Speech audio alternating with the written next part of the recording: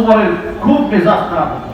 হযরত ওমর আল্লাহ রাসূলকে বলতে দেখে, আল্লাহ রাসূল, আল্লাহ তাআলা কবে এই ব্যাপারে একটা বিহিত করবেন, এটা চূড়ান্ত ফয়সালা করবেন, সাধারণ পাবলিক মহিলাদের সামনে যেতে পারবে না? সুবহানাল্লাহ বলেন। সূরা আহজাবে আল্লাহ আয়াত নাযিল করেছেন।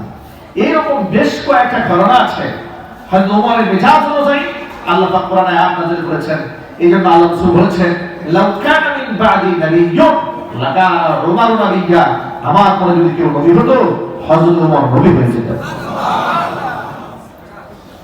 যে ওমরের এত শান এত মান, শাহাদাত আল্লাহর কাছ থেকে হযরত ওমর চেয়ে নিলেন। আল্লাহর কাছ থেকে শাহাদাত চেয়ে নেওয়ার পরে যখন তিনি ফজরের নামাজে শত্রু দ্বারা আক্রান্ত হলেন, হযরত ওমরের পেট চিরে বুড়ি যখন বের হয়ে গেল, হাকিম আসলেন চিকিৎসা দেওয়ার জন্য। এক গ্লাস তাকে দুধ পান করালেন, দুধটা নালী বুড়ি দিয়ে বের হয়ে গেল। হাকিম বুঝতে পারলেন খলিফাকে টিকায় রাখা সম্ভব হবে না। খলিফা আমিরুল মুমিনিনকে ডাকতে বলছেন, আমিরুল মুমিনিন, আপনার যা ওসিয়ত করা আছে আপনি করে ফেলেন, বেশিক্ষণ আপনি টিকে থাকতে পারবেন না, যদি কিছু বলার থাকে বলে ফেলেন। তিনি নিজের ছেলে আব্দুল্লাহ ইবনে ওমরকে ডাকলেন, আব্দুল্লাহ আসো। নবী সাল্লাল্লাহু আলাইহি ওয়াসাল্লামের সাহাবী হুযায়ফা ইবনুল ইয়ামান রাদিয়াল্লাহু তাআলা আনহুকে ডেকে আনো।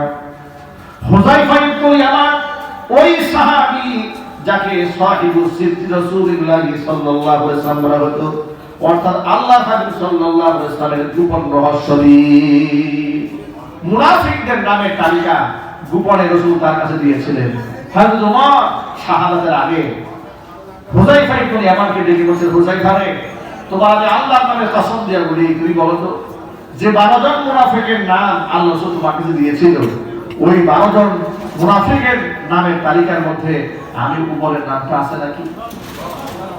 এত আস্তাগফিরুল্লাহ আকবার বললেন।